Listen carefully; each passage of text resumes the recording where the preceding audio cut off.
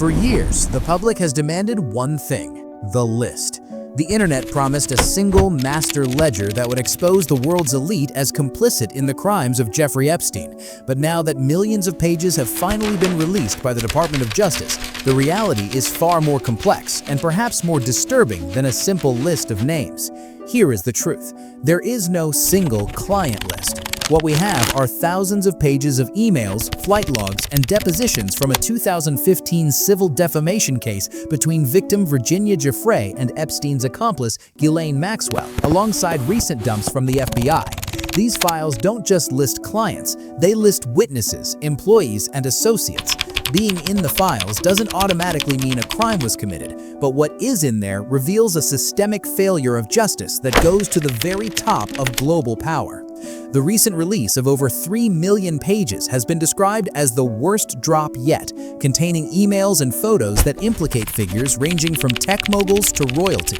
But rather than a clear path to justice, we are seeing heavy redactions and a government dragging its feet. The Department of Justice, under new political pressure, has been criticized for violating transparency laws, releasing files that are heavily censored to protect reputational harm, not just of victims, but of potential perpetrators. To understand the files, you have to understand the machine. Jeffrey Epstein didn't start as a financier. He was a math teacher at the Dalton School, who, through a series of improbable connections, failed upwards into the world of high finance. The files and investigative reports reveal his true operation wasn't just money management, it was a pyramid scheme of abuse. Police reports describe a recruitment structure where young girls were paid not just for massages, but to bring in other girls, friends, classmates, anyone vulnerable. The files confirm that Epstein explicitly told recruiters, the younger, the better. But where did the money come from? The files reignite the theory that Epstein's wealth originated from the Towers financial Ponzi scheme in the 90s, where he escaped prosecution while his partner went to prison. Later, he gained power of attorney over retail billionaire Les Wexner, effectively controlling a fortune that funded his jets, his homes, and his hush money settlements.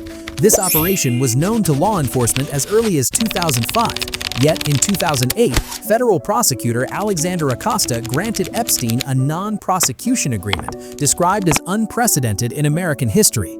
It didn't just protect Epstein, it granted immunity to any potential co-conspirators, effectively burying the truth for a decade.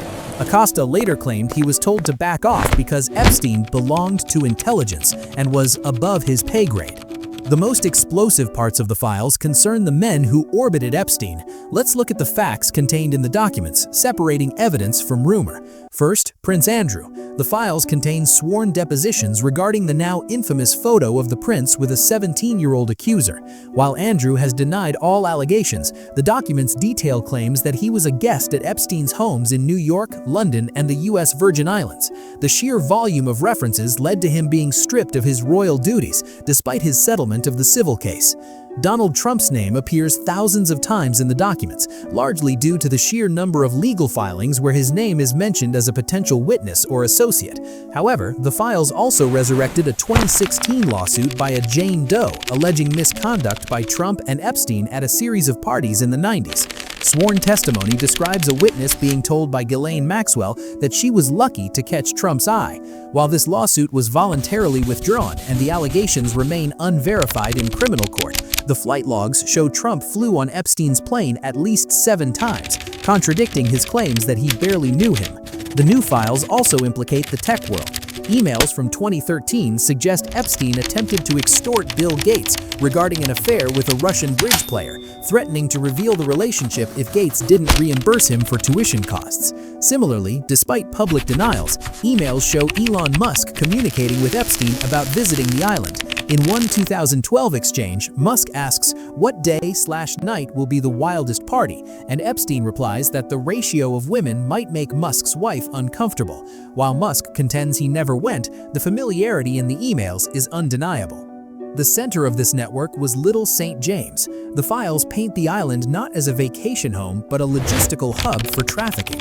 The Lolita Express, Epstein's Boeing 727, was the artery connecting New York, Palm Beach, New Mexico, and the Caribbean. The documents reveal that modeling scouts like Jean-Luc Brunel and Daniel Syed were paid thousands of euros to source women from Eastern Europe and South America, securing visas to traffic them into the United States. This wasn't a series of random dates. It was a corporate operation, with Epstein paying a 5% commission on the girls' earnings to the scouts who found them.